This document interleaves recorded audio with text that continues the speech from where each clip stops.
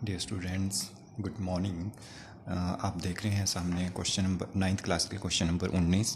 Question number 19 ज़्यादा important नहीं है, इसको हम बाद में करेंगे। क्वेश्चन नंबर 20 आज हम करते हैं।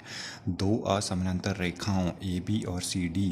असमानांतर रेखाएं कौन सी होती हैं? जिनके बीच की दूरी कम या ज़्यादा होती है। ठीक है, तो ये सी डी है और ये ए बी है। देखें, यहाँ पर कम दूरी है और यहाँ पर ज़्यादा दूरी है, तो ये दोनों असमानांतर रेखाएं हैं। इनके बीच बिंदु ई, यहाँ अपनी मर्जी से दोनों के बीच में एक बिंदु लगाना है, आपने उसको नाम देना है ई।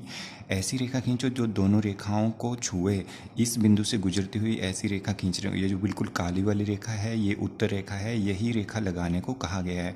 पर शर्त ये है कि ये रेखा दोनों रेखाओं को टच करे। जैसे इसने सी को जी पर टच किया हुआ है, सी डी रेखा को जी पर, और ए बी रेखा को आई पर टच किया हुआ है। तो ये जो ई से लेकर आई और ई से लेकर जी तक की दूरी है ये बराबर होनी चाहिए, ये इन्होंने शर्त रखी है। आइए इसको हम करना शुरू करते हैं।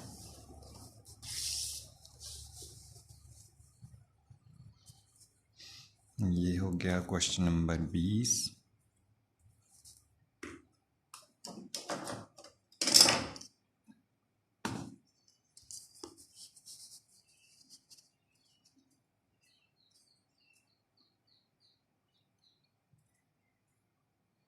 पहले हम ए बी रेखा लेते हैं और साथ में सी डी। ये दो रेखाएं ले ली, ए बी और ये सी डी। ठीक है, इन दोनों के बीच में यहाँ मैं ले लेता हूँ बिंदु ई। अब क्या करना है, प्रकार उठाएंगे और बिंदु ई पर रखेंगे। अपनी मर्जी से प्रकार खोलेंगे, पर प्रकार इतनी खुली होनी चाहिए कि ये नीचे इस तरह से ए बी रेखा को काटे, जैसे आपने 6th में भी किया हुआ है ऐसा प्रश्न, लंब गिराने वाला। इस तरह ये ए बी रेखा को दोनों तरफ काट लेती है। ठीक है, इनको हम नाम दे देते हैं कुछ। इसको मैं 1 नंबर दे देता हूँ, इसको 2। अब पहले ई पर प्रकार रखी थी, अब कहाँ रखेंगे? नंबर 1 पर, और अपनी मर्जी से प्रकार खोलेंगे और इस तरह से नीचे चाप लगा देंगे। उतनी ही प्रकार खुली रखेंगे, 2 को केंद्र मानेंगे और इस लगाई गई चाप को काट देंगे। ठीक है, ये हो गया। अब यहाँ नीचे जहाँ दोनों चापें कट गई उसको नंबर देता हूँ मैं नंबर 3। नंबर 3 और ई को मिलाते हुए हम डॉटेड रेखा ले जाएंगे ऊपर को।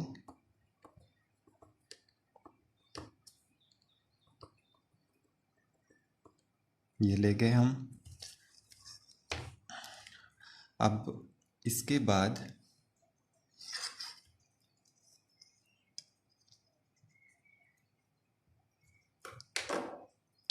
जितना ये रेखा गई, इसने क्या किया, ए बी रेखा को यहाँ ओ बिंदु पर काट दिया। ओ से ई तक प्रकार खोलेंगे, ये हो गया। और उतनी ही प्रकार खुले रखकर ई से आगे डबल कर देंगे इसको। ये लगाया हमने चाप। ये जो ऊपर चाप लगी ये है एफ। अब ध्यान से देखें क्या किया जा रहा है। स्केल को ए बी रेखा पर सेट करते हैं और उसको हल्के हाथों से सरकाते हुए कहाँ ले आते हैं? बिंदु एफ पर समानांतर, और राइट साइड को एक बिंदुदार रेखा ले जाते हैं, वो ए बी के समानांतर होनी चाहिए। और यहाँ देखें, ये वाली रेखा ए बी के समानांतर है। इस रेखा ने सी डी रेखा को एक पॉइंट पर छुआ, इसका नाम है जी। अब आप जी और ई को मिलाते हुए स्केल रखेंगे। ये देखें, जी और ई को मिलाते हुए स्केल रखा और गहरी रेखा नीचे ए बी रेखा तक ले आए। ठीक है, ये देखें, इस गहरी रेखा ने ए बी रेखा को एक पॉइंट पर यहाँ छुआ, इसको नाम देते हैं हम आई।